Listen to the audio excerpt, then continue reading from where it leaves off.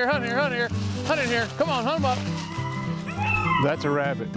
This week on Kentucky Afield. We couldn't help ourselves. Dead. We had to get out for one last rabbit hunt before the season closed in the eastern zone. Next, we're on patrol with conservation officers to see what a day in their shoes is like during modern firearms season. Game warden. Then, Fire in the hole!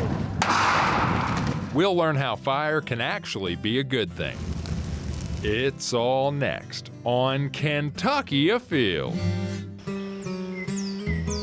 Such a pretty fish. Beautiful. This pond is plumb loaded with frogs. They're everywhere in here.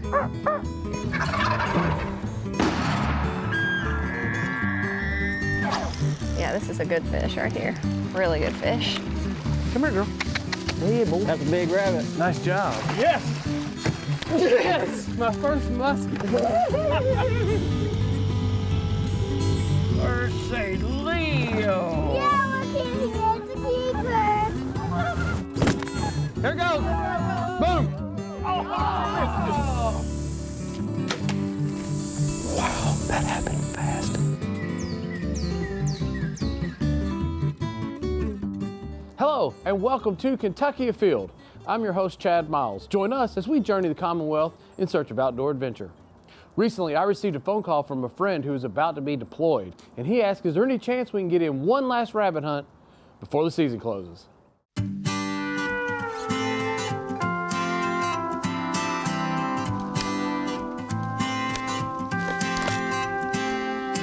So Joseph, you and I met a couple years ago. You actually was raised in Shelby County, right? Right. We hunted a piece of property out there, and Dave was with us that day. And about 3 or 4 weeks ago, you called me and said, hey, Dave's actually getting ready to get deployed. We'd like to get him a rabbit hunt in beforehand. Do you have any interest in rabbit hunting? Well, I always have interest in rabbit hunting. So you were like, hey, let's try out at my place at Cox's Creek. So that's where we're at today in Nelson County. This is the area you rabbit hunt a couple times a year, right? Yeah, about once a year is all I really rabbit hunt. But yeah, Dave's about to get deployed, so I wanted to get it in and before he leaves, and this will probably be my only hunt of the year. You enjoy hunting, but this is pretty much what you do, rabbit hunting, right? I always make time for rabbit hunting once or twice a year, and it's about as far as my hunting goes. You and I text and email back and forth, you know, hey, getting ready for rabbit season, and we've probably communicated 8-10 times since last year's rabbit hunt, and today was the day to finally put it together. So getting dogs on the ground, and hopefully we get some bunnies. Sounds good to me. Hunt here, hunt here, hunt here, hunt in here. Come on, hunt them up. That bark almost sounded like I stepped on a thorn bark and not a rabbit bark. So Dave, is this your first rabbit hunt of the year? Yeah, first hunt of the year. Got a newborn at home, so I didn't get to do as much any kind of hunting as normal this year. Yeah, that definitely takes a little time.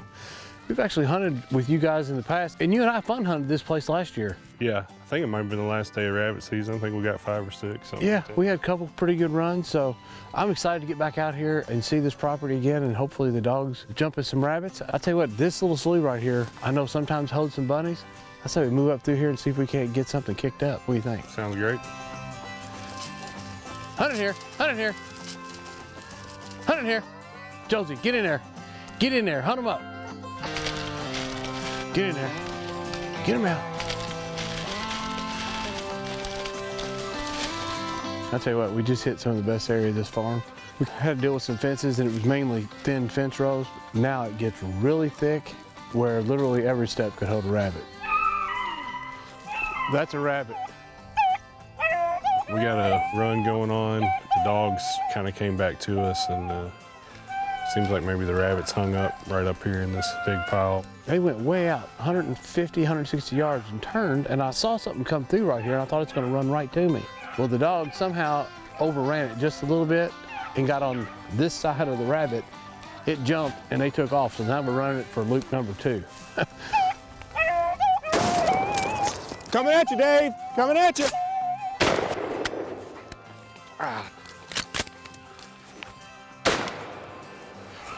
Oh, he flipped it. Good shot.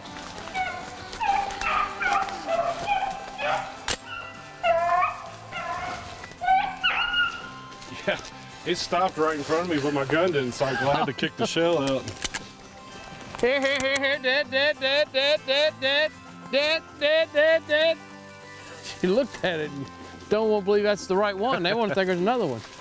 I'll tell you one thing, it ran right by Joseph. I saw you kind of spin and angle in front of me, and I thought that rabbit's running right to me. About that time you rolled it. It was a good shot.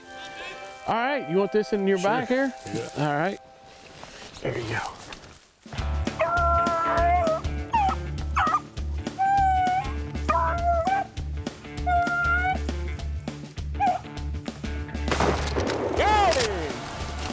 Hell yeah! We worked through this real fast because we literally had a rabbit on a chase and went in a big circle. Well, everything inside that middle, we didn't really hunt. Dogs went back and jumped another one up. I believe Joseph may have got it. That's pretty exciting, really, because y'all were working on this rabbit over here, and Dave ended up getting him. Finally got that rabbit down. Well, by that time you guys had jumped one up. There could be another rabbit or two in here because it's just a big circle. We left this acre or two right here in the middle, and you came back and cleaned it up. Well, I'm glad we got two. I was kind of worried there for a minute. If you want to hunt that fence line up there or hunt here, going up that way, make a right turn, come back, I don't know. Did they ever get in a sinkhole right there? No. Well, I say we get them in there for a second. Get in there, hunt them out, get them going, hunt them up. Hunt them up, hunt them up. Oh, quail. You sure it's a quail? Oh, it's a woodcock. I've never seen one. Had a big old long beak. Snipe got a big long beak like that, don't they? Yeah, there it goes. Well, this is the far back side of the property. We've crossed 2 creeks to get here. I can count on probably 2 hands the amount of times I've even been back here, but we'll rabbit hunt and see what happens. It might be great, it might not, but we're about to find out.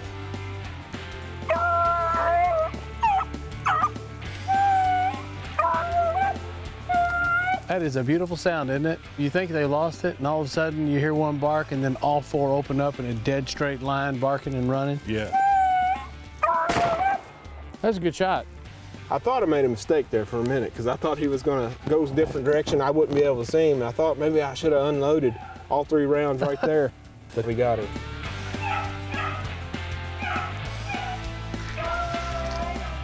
There he goes, coming your way. You see it? Yeah. There you go. Nice. Well, I can't tell you guys how much I appreciate it. Thanks again. Hey, thank you for your service. Thanks. Get in touch with us next year when you get back in town, and we'll have to do it again. Sounds good to me. Kentucky conservation officers work tirelessly on both land and water to protect the state's natural resources. But in the line of duty, they never know what they'll encounter.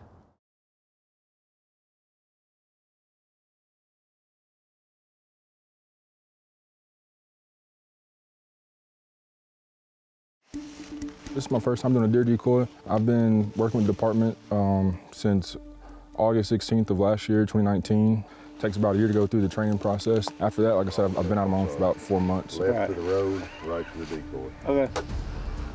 So we'll be in the pursuit vehicle. If somebody was to take a shot, we'll be the first person to make contact. And then we'll have 2 officers down here managing the decoys, and we'll have radio contact for them.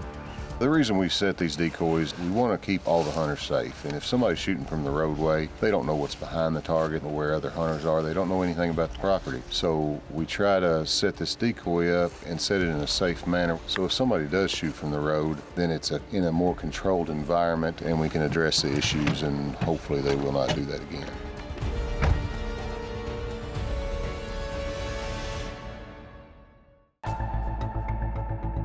My name is Rob Martinez. I'm a conservation officer. I've been employed since last August, but got out working by myself about 5 months ago. So we have a woman who has claimed landowner and telechecked a buck in. She doesn't own property in Hart County, and she only checks in bucks.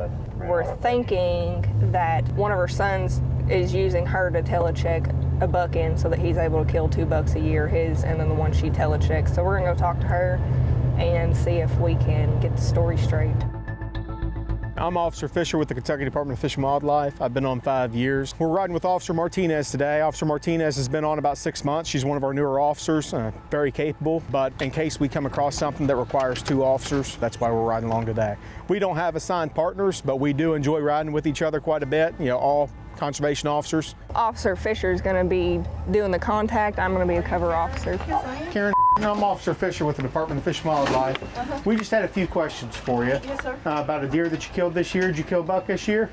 No. I don't even know how to use a gun. Do you know Nathan? Yeah. Did he telecheck a deer under you? He might have, I don't know. Because it says that you've checked in a deer, Yeah. and you've actually checked in about 6 of them. So now it says, now this is over the, in the last 10 years, it says you've checked in 6 bucks. You're telling me you don't know how to even operate a firearm, so clearly something's wrong. Nathan would have had to get your social security number in order to check in your deer. So he let me have one deer. he asked for your social security number to check in a deer, so that way he can give you that deer? Mm-hmm. Okay. We just conducted our interview, and we did confirm that the individual that checked in the deer had nothing to do with that deer at all. She didn't kill the deer. She states that she doesn't even know how to operate a firearm. She did tell us who killed the deer and told us where we could find him, so we're going to go make contact with that individual now. So right now we're just sitting, still waiting. Had a few cars pass, probably 10 or so. A couple slow down and actually look out the window and everything, and got the heart beating a little bit. So. Oh, he didn't see us. That might be that same truck too, though. I swear. Coming back. They're coming back, yeah. Dropped off his trailer, coming back quick. Yeah. Might be on something. Something. Right now, we're headed to Freeman Lake to do some compliance checks real fast since we're in the area. After this, we're hoping we can go make contact with the individual who's checking in the deer for the woman we just interviewed. Had any luck? Come on, hand me your backpack here, bud. You got any fish in here? No. You mind if I take a look real quick? Is that what you just threw out over here? Was your marijuana that was in this bag? No. All right. Is that what's in here? What it was in there. Yeah. Officer Fisher, as we were approaching, thought he saw this person throw something in the water once he saw us. So we basically just asked for consent to search his backpack to make sure there was nothing illegal. We did find a tube that was holding some marijuana, so there's nothing in it, but Officer Fisher's gonna go ahead and make him throw it away so we know he doesn't have it on him anymore. She stopped.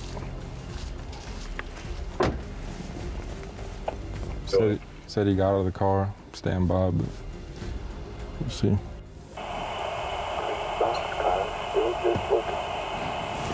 Still just looking. It's still sitting, looking at the 2 deer out in the field, our 2 deer decoys, and we're just waiting for that, possible gunshot, or it's a big waiting game right now. This guy had his kid walking out in the field, so we went down and told him to get moving on so he wouldn't run out into the field. He was climbing the fence into the ditch. It sounded like a guy dropped his son off to go look at the deer or something. That was it's. Yeah. Kids sneaking up on the deer. People try to sneak up on the deer, try to take pictures of it, video it. But ultimately, it tells them what's going on, and the word will get out now. So we're probably gonna have to call it shortly. Now we're going to make contact with the nephew of the individual that we talked to earlier about him killing more deer than he's legally allowed to, but he hasn't telechecked any this year, and we know that he's killed some, so we're just gonna go talk to him about that. Good, how are you? All right. I was looking for a Nathan. You don't live here. Know anybody by that name? Yeah, what's up? That was the address that the nephew from before has on our database. He was not there, and the dad informed us that he doesn't live there. He lives in Horse Cave. Down the other side of Horse Cave. Okay. Cave City, Horse Cave in between there. So we got a phone number from him for his son. Right now we're headed down this hill because he gave us a complaint that his neighbor has shot 2 bucks. He shot 2 deer, 2 10 points I know of that he shot with a crossbow, no broadheads on, arrow stuck in his hip, crossbow arrow. He's over now shooting a pistol over a while ago. Okay, how do we get back there? Just follow the road. You'll see top of the hill, you see 2 roads split off. Go to the left one, the dirt path road, go over the hill. He lives in a barn down there. Okay.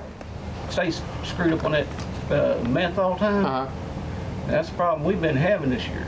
That's why we ain't seeing no deer. So we're gonna go talk to him real quick and see if we can get a confession.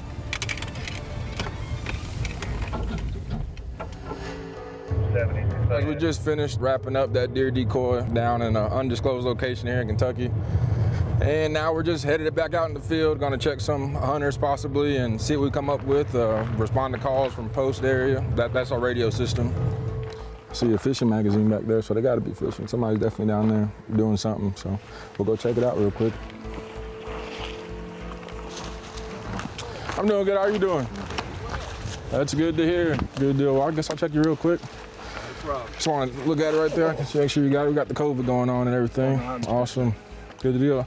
Have you caught anything up here? Or? No, sir. Nothing? No, sir. Like I say, just got here maybe about 10 minutes ago. Gotcha. Sounds good. Well, good luck to you. Yes, sir. He got him something.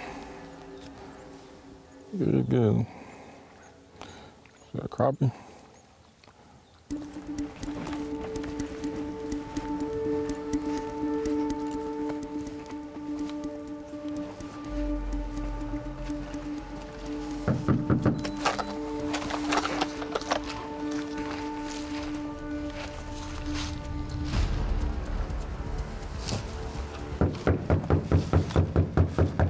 Game warden.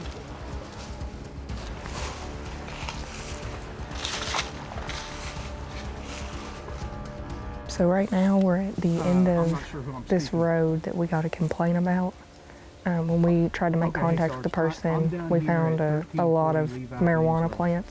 We're trying to get deputies or a couple troopers down here to back us up. We might be having to get a search warrant for the property. I'm thinking the guy's probably in this house. He's just not coming to the door. There's no windows. It's just an old barn that's been converted into a house. It's got probably 150, 250 marijuana plants hanging from it. There's only one door to the barn, so if he comes out, he's got to come out through me. Now it's just a waiting game. This is the problem with being a conservation officer. We're so rural, we're so far out. Our unit that's responding is 1 hour from us. So we'll wait, we'll see if we can't make contact. Maybe this individual's out walking his property. As game wardens, you know, when we're driving these back roads, trying to find hunting camps, conducting investigations, things like that, you know, it's pretty common for us to come across something other than Fish and Wildlife, you know, outside of 150, 235, and this is a prime example. So one of the KSP guys showed up, and then a city or a county deputy. They're walking around the property seeing if they can find anything else. And I'm gonna stand here on point with this door in case anybody comes out so that I can make contact. 19, 20, 21, 22, 23, oh, a bird. 24, 25, 26. Okay, what is that? That is hemp. I have a legal license. There was supposed to be a license hanging on the door. Okay, I didn't see the license. Do you have your license? I have it right here on the inside of my truck. Okay, yep. You can grab it. Okay, yep. Yeah, there's a boy that works with me. His name is Shaylin. I suspect that's where all this is coming from. I know that he has a wife. Him and his wife fight a lot. And I come down here to go to work a lot, and then he'll just be in the barn.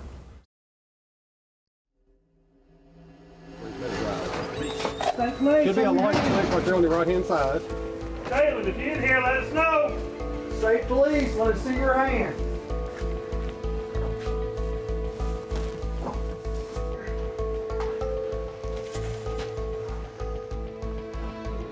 Originally, we got a complaint that there was an individual that was residing at this barn behind me that had killed 2 bucks this year with a bow without broadheads on it. So we came down here to do a knock and talk. Nobody was here, but when we got here in plain view, we saw a bunch of plants hanging that we weren't aware whether they were marijuana or hemp plants. The individual was not in the building, but while inside we did find marijuana and then drug paraphernalia for meth. We ran the individual.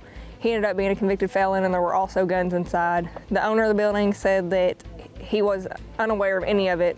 The guns were not his, so we seized all the paraphernalia, the marijuana, and the firearm so that in case the person comes back, he doesn't have access to any of that, considering he's a felon. One of my favorite things about this job is I go every single day and never know what I'm gonna get into. Some days I do nothing but compliance checks or fishing license or hunting, and then other days you roll into stuff like this. You know, we could have potentially come across a felon with firearms today that could have wanted to hurt us.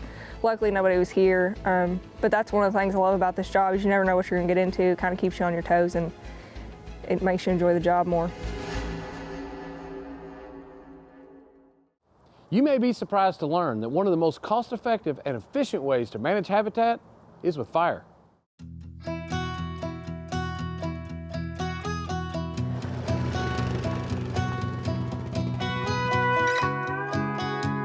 at the Taylorsville Lake Wildlife Management Area.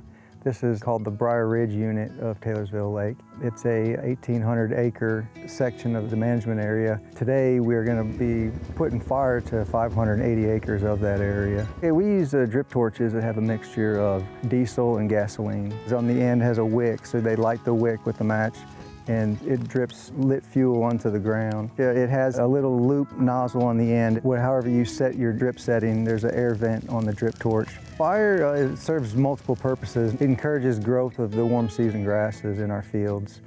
And it also will help us fight invasive species. We have 6 crews total. There are 4 igniter crews that are putting fire on the ground. We have a support crew and we have a forestry crew that is suppression fire along our fire breaks. And then we also have a crew that is on the water that will be igniting the woods from the boat.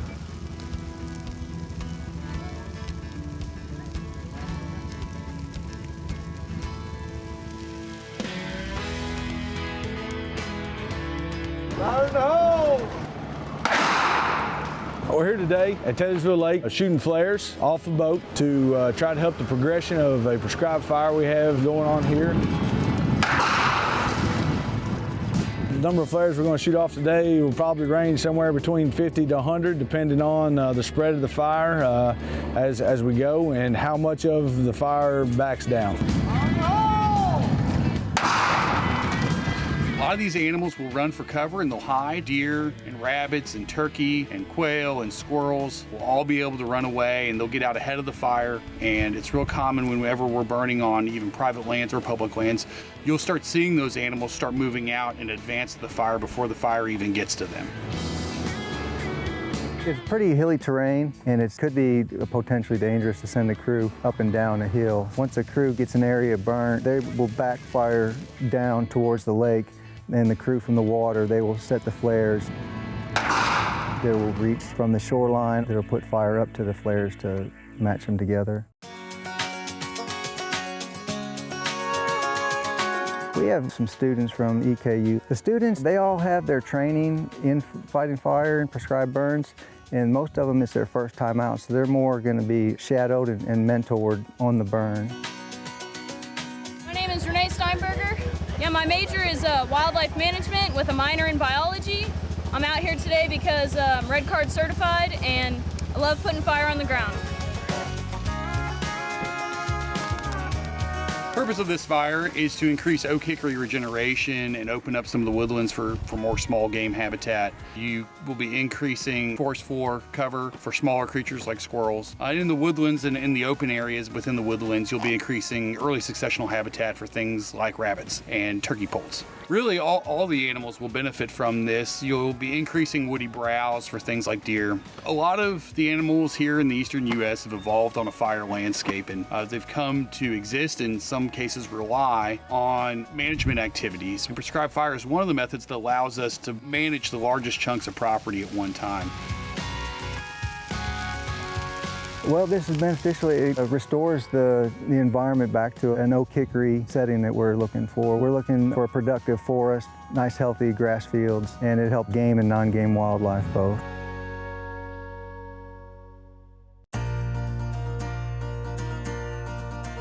Now let's check in and see who else has been out having fun in this week's Ones That Didn't Get Away. Here we have father and son Ben and Mason Coleman with a nice 13-point deer that was taken in Scott County. This buck was taken with a crossbow. Nice job. Here we have Nicholas Morgan who took this large doe with a crossbow while hunting with his dad. Nice job. Here we have Denny of Bracken County who harvested his first elk during the youth elk season. This elk was taken in Unit 6 of Martin County and it was a do-it-yourself hunt. Nice job. Check out this impressive largemouth bass that was caught by Cody Brinson. This fish was caught at a Finns Lake in Jefferson County, Kentucky, while fishing for trout. Nice fish.